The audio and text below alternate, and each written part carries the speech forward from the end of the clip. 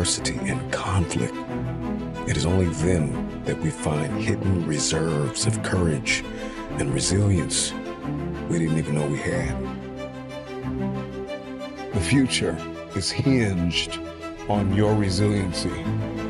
So our wounds become wisdom because our perspective. We have a new program. It's called resiliency. What can I accomplish in the rain? Who can I become in the rain? What can I build? Under these conditions, resilience is based on compassion for ourselves as well as compassion for others. So I need you to realize that there will be bad days. There will be times that you feel like you have no earthly idea what your teacher or professor is talking about. But what you will never ever do is throw a pity party. What you will never ever do is tap out. What you will never ever do is concede and throw in the towel. And if everything you listen to goes over your head, you are going to miss your moment and stay living in the midst of the madness. The madness of impossibility, the lie. Somebody lied to you and told you that it was impossible.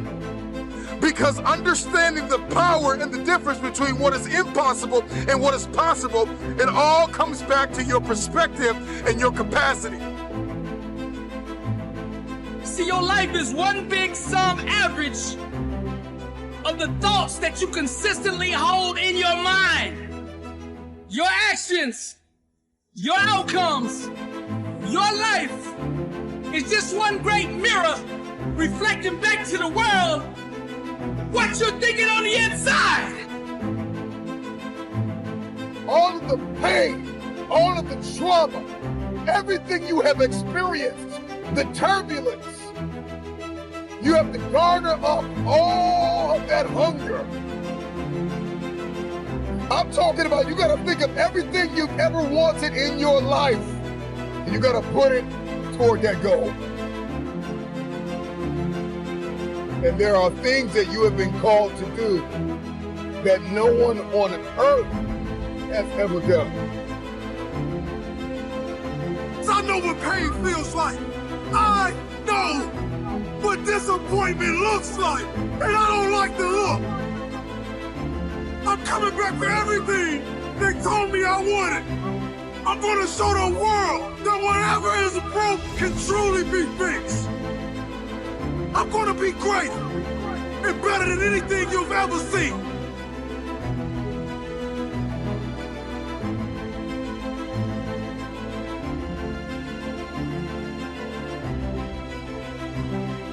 Make a commitment to pay the price for change. American dramatist and screenwriter Sidney Howard remarked, "One half of knowing what you want is knowing what you must give up before you get it." Change always costs you something, if not monetarily, then in time, energy, and creativity. In fact, if change doesn't cost you anything, then it isn't real change. As you consider how to make the changes needed to improve and grow, it is important to measure the cost of change compared to the cost of the status quo. You have to do your homework.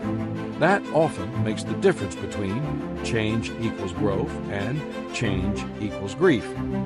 What will the changes you desire really cost you?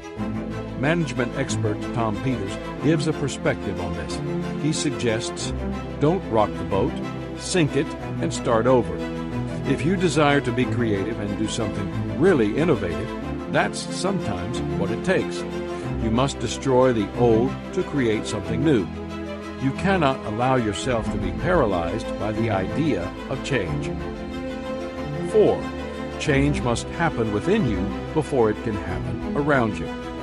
I love the Peanuts comic strip by Charles Schulz, in which Lucy says to Charlie Brown, "I would like to change the world." "Where would you start?" Charlie Brown asks her. Lucy's simple reply, "I would start with you." I hate to say it, but our attitude is probably a lot more like Lucy's than we would want to admit. If we don't like something, we desire change for everyone other than us. We are resistant to change. Novelist Frances Hodgson Burnett wrote, "At first people refuse to believe that a strange new thing can be done, and then they begin to hope it can be done. Then they see it can be done. Then it is done, and all the world wonders why it was not done centuries ago. Artist Andy Warhol observed, "They always say that time changes things, but you actually have to change them yourself." The truth is that any change that occurs in the world always begins first with change within an individual. That's why playwright George Bernard Shaw said, "Progress is impossible without change, and those who cannot change their minds cannot change anything."